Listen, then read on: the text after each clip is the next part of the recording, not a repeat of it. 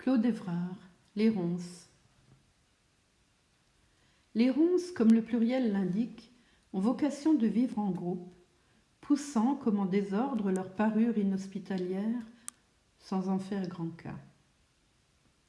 Elles diffèrent en cela de la ronce singulière, de noyer notamment, si précieuse aux ébénistes, ainsi nommée pour l'enchevêtrement particulièrement tortueux de ses fibres, aux effets hautement décoratifs.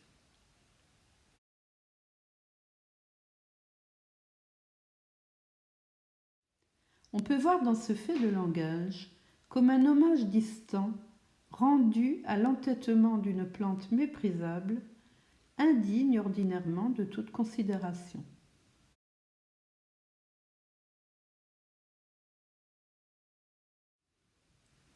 Conscientes de leur condition nomade, les ronces s'établissent au cœur des terrains vagues ou des bois de hasard. Elles progressent par jets, lançant devant elles leur cordage barbu, serpent d'épines haut dressé, cherchant un appui sûr.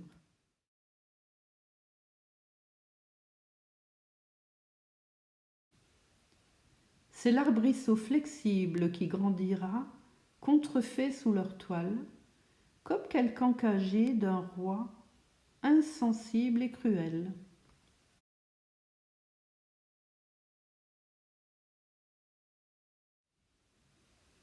Parfois, c'est tout un arbre de moyenne hauteur qu'elles envahissent, trônant pour un moment sur ses feuillages qu'elles encouronnent et tiennent prisonniers.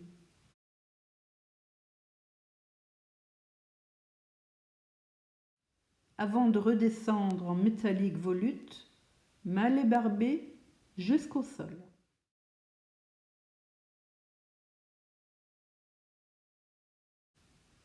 C'est là qu'elles prospèrent, par patient marcottage, sûr gardien de quelque belle qui dort et qu'un baiser choisi réveillera.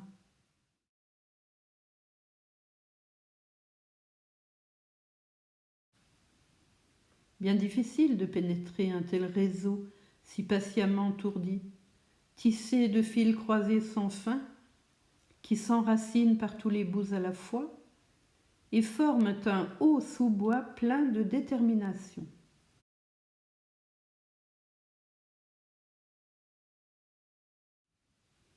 Aux promeneurs de contourner ces campements hostiles, en vain parfois, agrippés de toutes parts, le visage griffé par la liane ténue qui pendait à la branche et qu'ils n'avaient pas vue.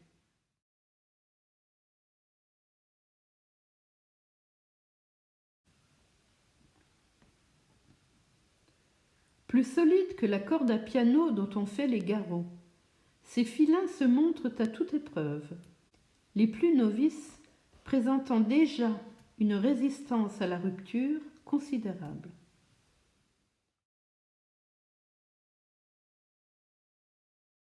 Quant à ce qui les apparente aux redoutables barbelés qui hérissent les clôtures de sinistres mémoires, je veux dire ces épines hantées sur le cordon fibreux selon une disposition et un angle parfaitement étudiés,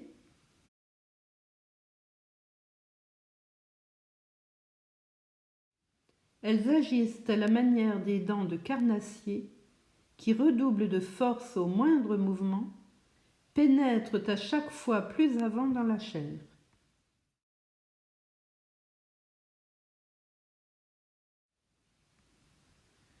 Pour s'en défaire, il faut alors aller vers la plante, remonter l'histoire de son attachement têtu, rebrousser le chemin par quoi elle nous retient de manière si piquante, et délicatement la détacher de nous sans la moindre impatience, sans violence aucune.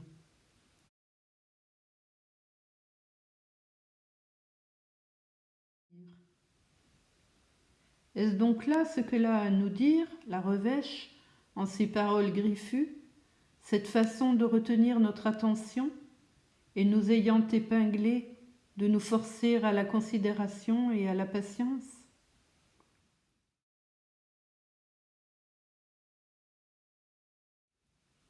Ô symbole de la friche, les ronces n'ont pas bonne réputation.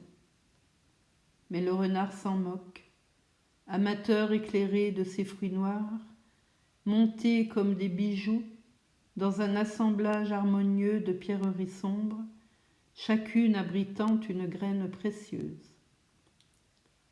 Les oiseaux, pour leur part, trouveront dans ces squelettes de fer, formés par les anciens rameaux restés sur place, une sorte de corset défensif idéal où construire leur nid.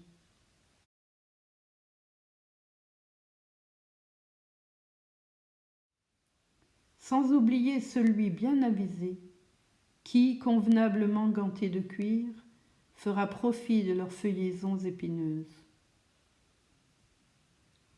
Les ronces n'ont pas bonne presse, sans doute, mais vivaces et butées comme les chèvres, qui parfois s'en nourrissent, elles traversent les saisons de leur feuillage rébarbatif avec une détermination sans faille, s'établissent dans des espaces abandonnés où elles façonnent sous la voûte de leurs épines un petit monde sauvage, espace préservé d'une vie rude et simple dont nous avons depuis longtemps perdu le secret.